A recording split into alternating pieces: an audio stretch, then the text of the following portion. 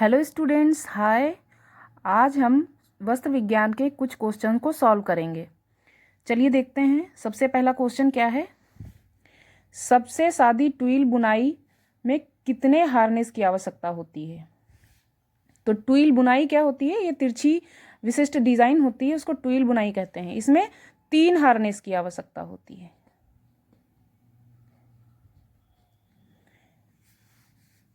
और जो विशिष्ट डिजाइन होती है ट्विल की, उसमें 18 पिक डाले जाते हैं दोहराव से पूर्व।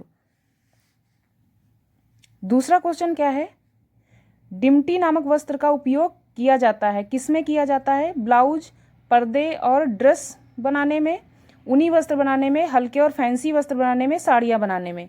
तो इसमें इसका किसमें इस्तेमाल किया जाता है। ब्लाउज, पर्दे और ड्रेस बनाने में। तो पहला ऑप्शन इसमें सही होगा।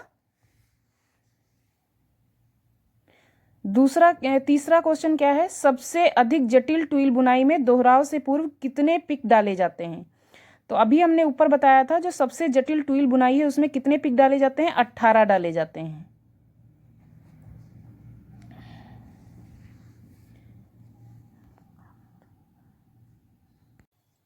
और ऐसे भी क्वेश्चन पूछ लिया जाता है कि डिम्टी नामक वस्त्र किस बुनाई का वस्त्र है।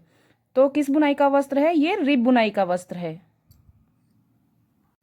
फोर्थ क्वेश्चन देखते हैं। धागे की गणना या थ्रेड काउंट में किसकी संख्या पहले लिखा जाता है। तो पहले किसकी संख्या लिखी जाती है, बाने की या ताने की। तो बता देते हैं कि इसमें ताने की संख्या पहले लिखी जाती है। ताने की संख्या पहले लिखी जाती है। जैसे ताने की संख्या 80 है और बाने की संख्या 75 है, तो पहले 80 को लिखेंगे, ठीक है। अगर या तो फिर इन दोनों को टोटल करके लिखा जाता है।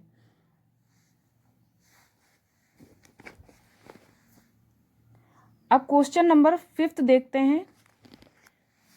धागे की गणना की सीमा कितनी होती है। धागे की गणना की सीमा कितनी होती है। कम से कम 10 धागे, अधिक से अधिक 200, कम से कम 15 धागे, अधिक से अधिक 250, कम से कम 20 धागे, अधिक से अधिक 350।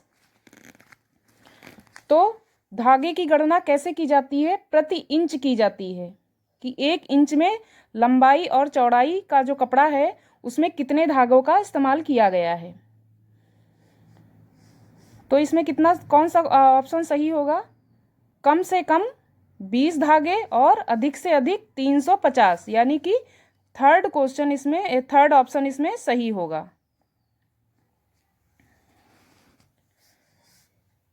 एक उत्तम संतुलित वस्त्र में अनुमानतः एक ताने का सूत्र प्रत्येक भराव सूत्र हेतु किस अनुपात में होना चाहिए।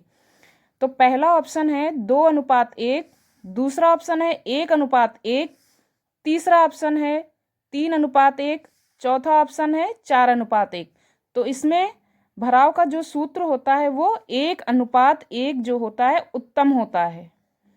विशिष्ट अगर कहा जाए तो विशिष्ट 2:1 होता है। 2:1 का मतलब है वेफ्ट और वार्प के धागे की संख्या। वेफ्ट कौन सा होता है, बाने का धागा होता है। वार्प होता है ताने का धागा। ताने के धागे की संख्या पहले लिखते हैं, यानी 2:1। ताने के धागे की संख्या क्या हो गई, 2 हो गई, और बाने की संख्या क्या हो गई, 1 हो गई। 7 क्वेश्चन देखते हैं। वस्त्र की चौड़ाई निर्धारित की जाती है किससे। धागे द्वारा, ताने द्वारा, बाने द्वारा या करघे द्वारा। तो वस्त्र की चौड़ाई निर्धारित किससे की जाती है, करघे द्वारा। चौथा ऑप्शन इसमें सही होगा। 8th क्वेश्चन देखते हैं। नए प्रकार के करघों में कपास से बने वस्त्र कितने चौड़े होते हैं। पहला ऑप्शन है 40 इंच से अधिक चौड़े, दूसरा है 45 इंच से अधिक चौड़ा, तीसरा ऑप्शन है 50 इंच से अधिक चौड़ा। तो इसमें बता दें आपको कि दूसरा ऑप्शन इसमें सही होगा। सेकंड वाले में क्या है, 45 इंच से अधिक चौड़ा।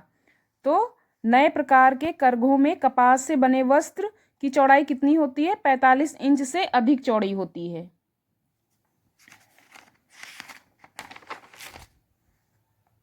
और धागे की गणना किससे की जाती है? पिक ग्लास या थ्रेड काउंटर से। थ्रेड काउंटर में एक छोटे स्टैंड पर मैग्नीफाइंग कांच लगा होता है। इसके आधार में एक वर्ग का खुला भाग होता है। इस खुले भाग से ताने और बाने के सूत्रों को मैग्नीफाइंग कांच की सहायता से गिन सकते हैं।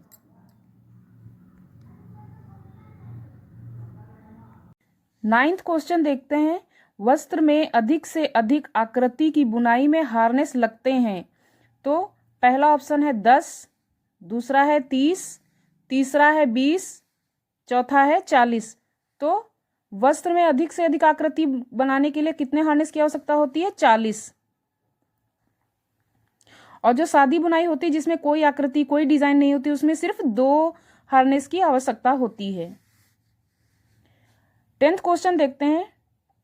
टेबी, होमस्पन या टफेटा बुनाई किसके उदाहरण है?